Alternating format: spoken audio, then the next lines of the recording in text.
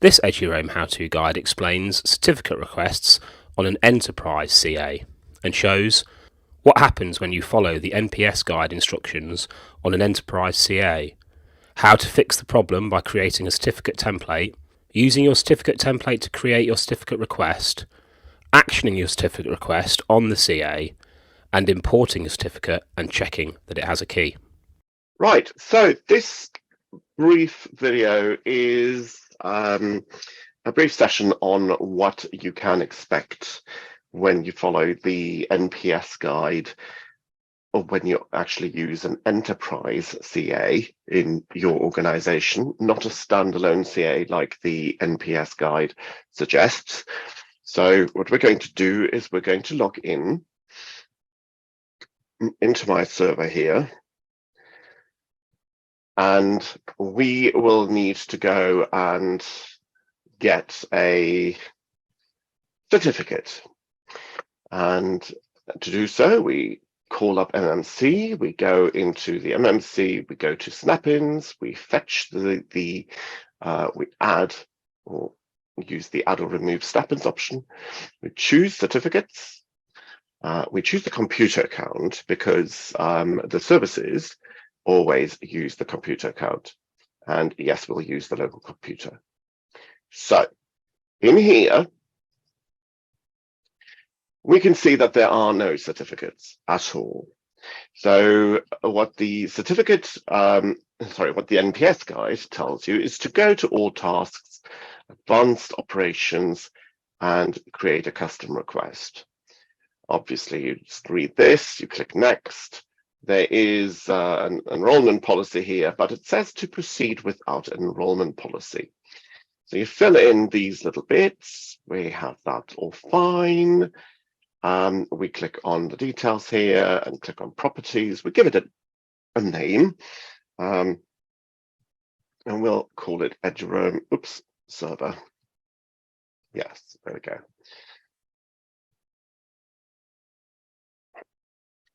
And in here, we fill in the common name, which in this case, I'll just call eduroam, eduroam.domain.act.uk.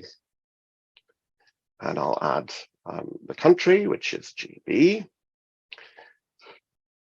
We add the organization, which in my case is Test Academy. And state we don't need, but you can fill in these additional bits and pieces. Let's fill in the support here anyway, support at testacademy.act.uk. Now, to make sure that we get everything working properly, including with CAT and the strictness in Android 12, make sure that you add an alternative name here. Choose the DNS and make sure that the DNS matches the CN. So eduroam.domain.act.uk. Then we go to the extensions. The extended key usage, we choose server authentication because that's what it is.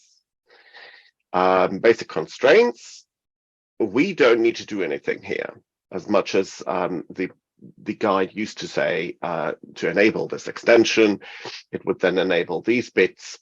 But as you can see, it's by default critical. And so it is actually in there. It's actually included. It is a bit counterintuitive. In the private key, we go and look at these bits and pieces. Key options, we want this to be at least 4096 bits. We are okay with 2048, but 4096 is certainly the new standard, and you should use strong keys. And also make the private key exportable. This is very important because if you are going to shift this certificate with its private key to another server, for example, if you have two servers that they share the same certificate with the same key, then this is the way you can get it out. Hashing algorithm, As you can see, SHA-1 and MD5 are still in there. Do not use those. They are obsolete. SHA-256 is the bare minimum that you should be using. Let's choose SHA-384, purely because it is one of the stronger, newer ones out there. And we click on OK. And now we click on Next. And it asks us for a certificate request file. I choose one, and because I've already had this before, I just overwrite the existing one and I save it. And thus we have a certificate request. However, now I'm going to switch to my certificate authority server. And here you will notice that something else is going to happen, and it tends to get people a bit concerned when this happens. So has it done the correct thing? Yes, it is sharing the correct the correct item. So I log in here. Now, in this server, I go to the certification authority. And in here, I now go and add my certificate request that I've just created. And I now get this error. And this is not helpful. So as you can imagine, this stops people dead in their tracks. So what are we going to do about this? So effectively what this means is you need to create a certificate template, and you need to get your requests in using a certificate template. So how do we do this? We go to certificate templates, and as you can see here, there is nothing here for a Radius server. So we right click, we choose manage. We now have a whole list here, and we can effectively see that there isn't really anything in here that strikes us as being for a Radius server. The only one that would be RAS, an IAS server, or web server. So we'll choose web server, and we click on duplicate template. So what we're going to do now is we are going to find the general option. There we go. We give it a new name, Radius server. We change the validity period to 4 weeks, and we publish the certificate in Active Directory. Because we already have our servers probably all in Active Directory anyway, it just makes that a lot easier. Now, in the compatibility option, it probably makes sense to choose 2012 R2 minimum, because that is effectively the stuff that runs NPS. So we choose those. We go to cryptography. Here we will set the minimum key to 4096. Oops, sorry. There you go. We look at the other items here. Key attestation we are not interested in. We look at the subject name. We choose the subject if we are using auto-enrollment. And then we just go through the other bits here. Do not store those requests in the server. That's fine. Issuance requirements. You don't really need to go through that. Let's see what else there is in here that we need to set. Request handling, for example. There is the option to export the private key. Set that by default.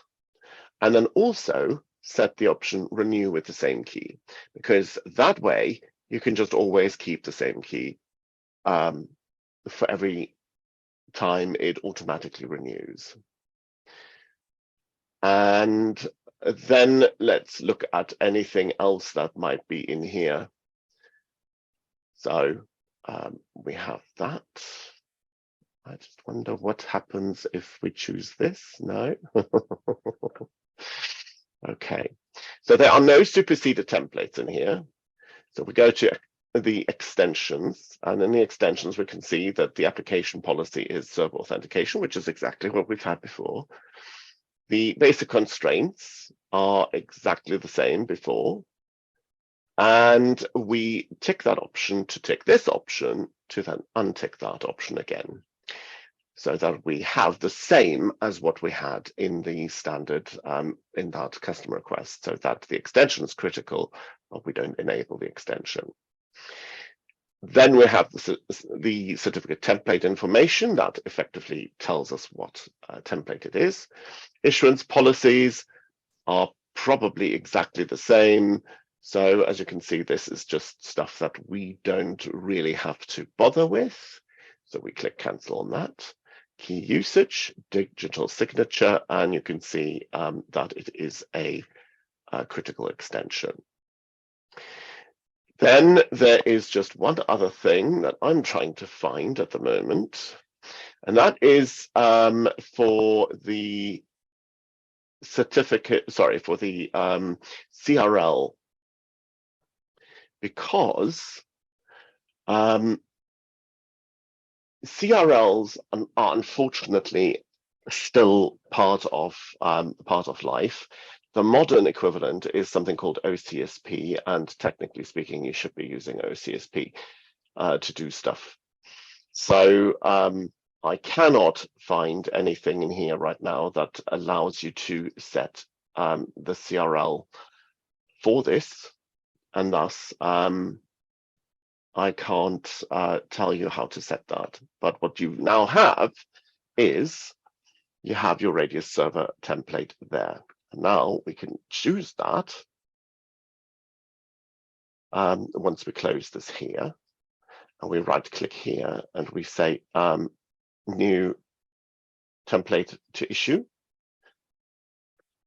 And we go and look for the Radius server, which is there, and we click on OK.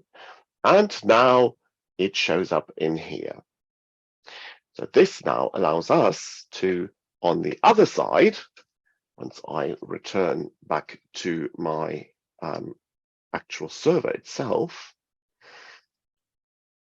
here, I should now be able to right-click, request new certificate, click next, next.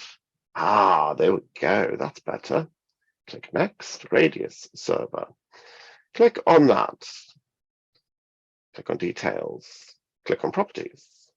And now you can see that it has already switched us over to some basic stuff here. So I'm going to just set eduroam server again. There we go. I'm going to set the common name again. So that's eduroam.domain.arc.uk. I set the country again. I set the email again, which was helpdesk at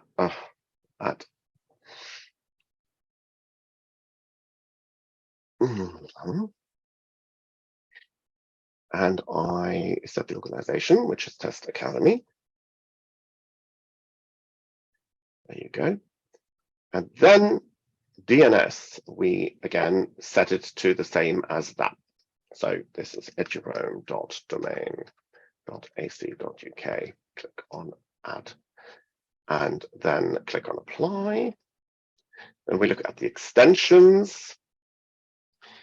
And here we can see the key usage is already set. The extended key usage is already set.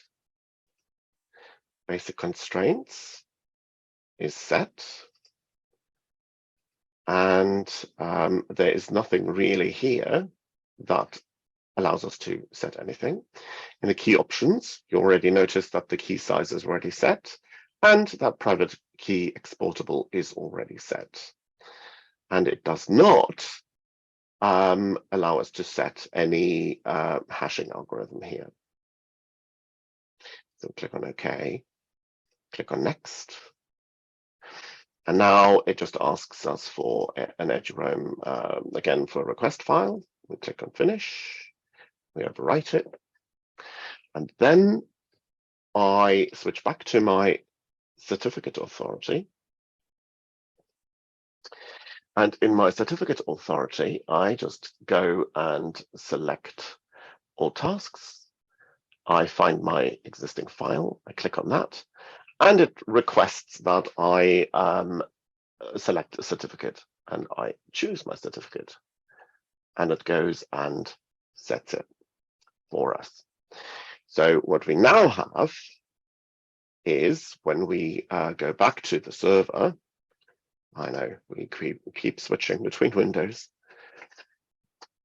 and I go in here, I set all tasks, import, click next, find a certificate, which is there, and I insert it.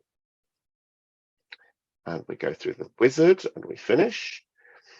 There it is. There we have our certificate. We can see that it has a key that corresponds to it.